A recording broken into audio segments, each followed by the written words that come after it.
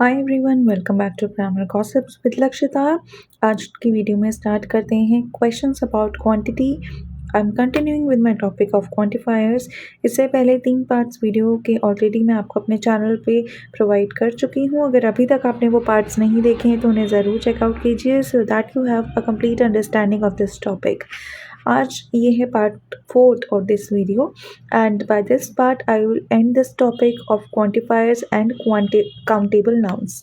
ठीक है, तो चलिए स्टार्ट करते हैं और देखते हैं क्वेश्चंस अबाउट क्वांटिटी। यानी जब हम किसी भी चीज़ की क्वांटिटी के बारे में जानना चाहते हैं तो किस तरह से हम क्वेश्चंस को फ्रेम करते हैं, किस तरह से हम पूछ सकते हैं किसी भी चीज़ की क्वांटिटी की अवेलेबिलिटी या नॉन अवेलेबिलिटी के बारे में। ठीक है, तो देखिए जब भी हम किसी चीज़ की क्वांटिटी के बारे में पूछना चाहते हैं वी यूज़ हाउ मच या फिर हाउ मैनी।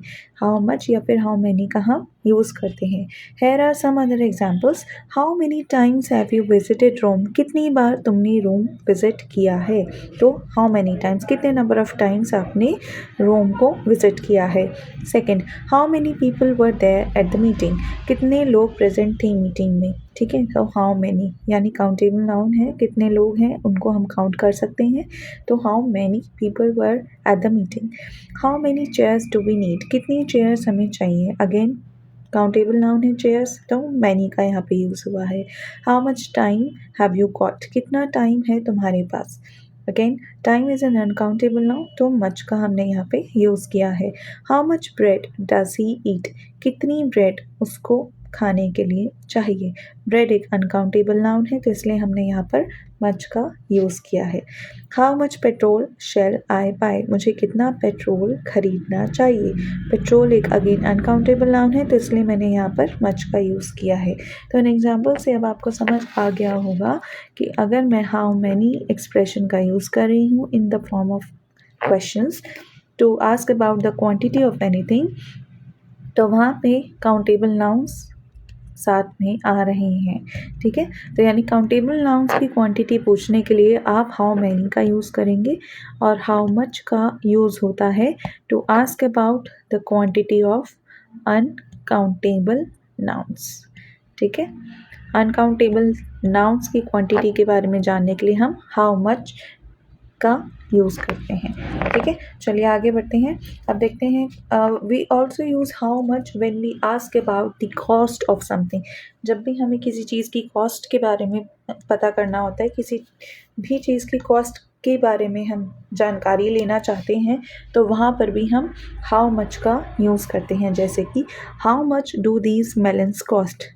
ये जो मेलन्स हैं उनकी कॉस्ट कितनी है। How much does this sofa cost. इस सोफ़ा की कितनी कॉस्ट है। How much are those gloves. इन ग्लव्स की कितनी कॉस्ट है। ठीक है, कुछ एग्जांपल्स मैं आपको देती हूँ यहाँ पे। जैसे मैंने आपको बताया था ऊपर कि हाउ मैनी और हाउ मच का हम यूज़ कब करते हैं काउंटेबल एंड अनकाउंटेबल नाउन के साथ। तो मैं एक एग्जांपल आपको देती हूँ। How many folks are there. ठीक है, तो फोक्स क्या होता है काउंटेबल नाउन्स, तो यहाँ पे मैंने उनको हाउ मैनी के एक्सप्रेशन से पूछा है। ठीक है, ऐसे ही how much orange juice is there.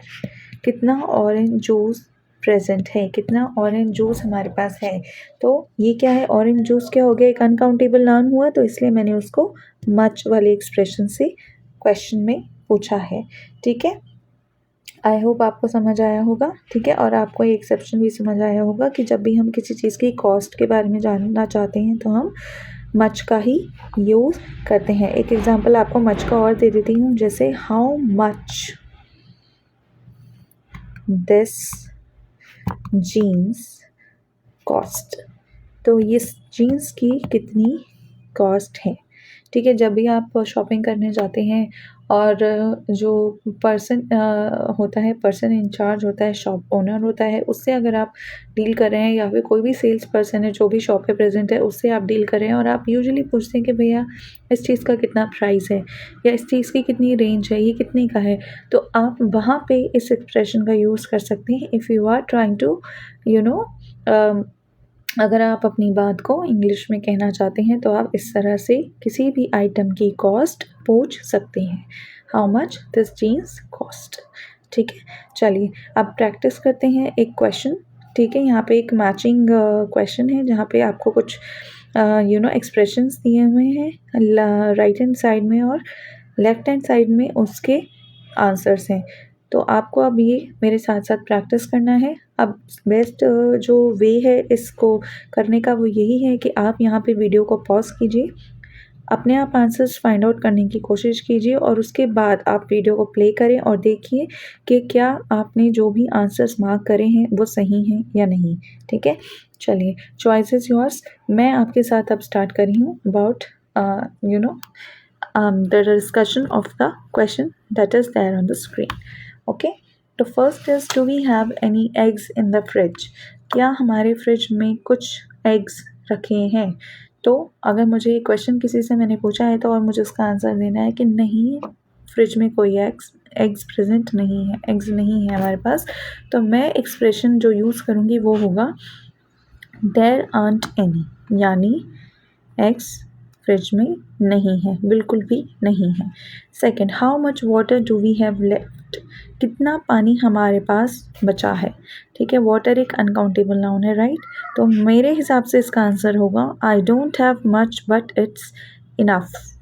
मतलब मेरे पास ज़्यादा पानी तो नहीं है पर जितना है उतना सफिशेंट है या उतना पर्याप्त मात्रा में मेरे लिए उपलब्ध है, इतना कि मेरा काम चल जाएगा।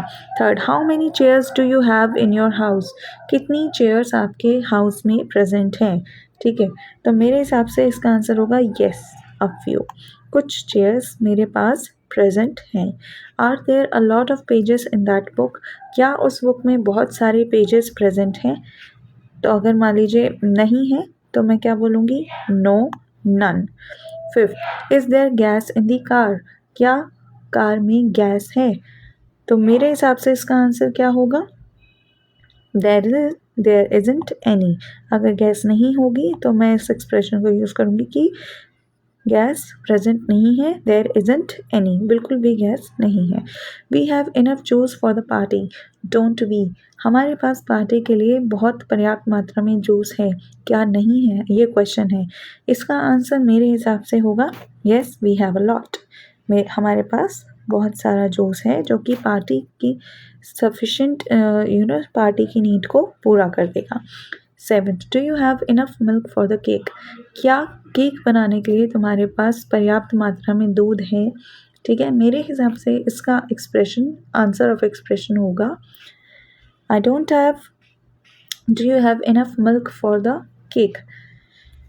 तो I would say just no, sorry, no, not too much. मेरे पास सफिशेंट मात्रा में नहीं है मिल्क, जितना कि मुझे चाहिए केक को बनाने के लिए। How much butter is there on the table? Table पर कितना बटर प्रेजेंट है? मेरा आंसर ऑफ एक्सप्रेशन होगा जस्ट अ लिटिल। ठीक है, आप इनको ज़रूरी नहीं है जो मैंने बताया है एग्जैक्टली वही आंसर मार्क करें, आप थोड़े बहुत ऑप्शंस को इसमें शफल करके भी यूज़ कर सकते हैं और वो भी करेक्ट होंगे।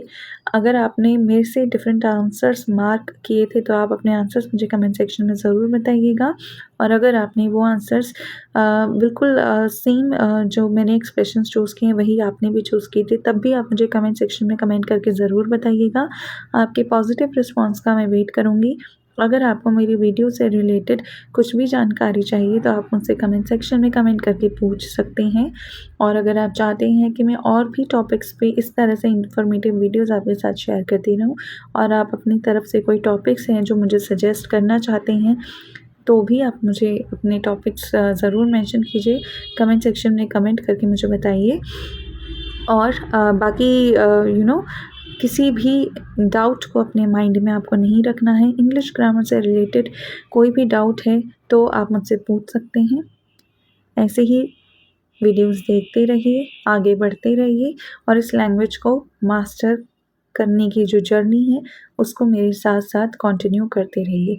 आई will see you in my next video with a new topic. Keep following grammar gossips with Lakshita. Thank you, take care and bye bye.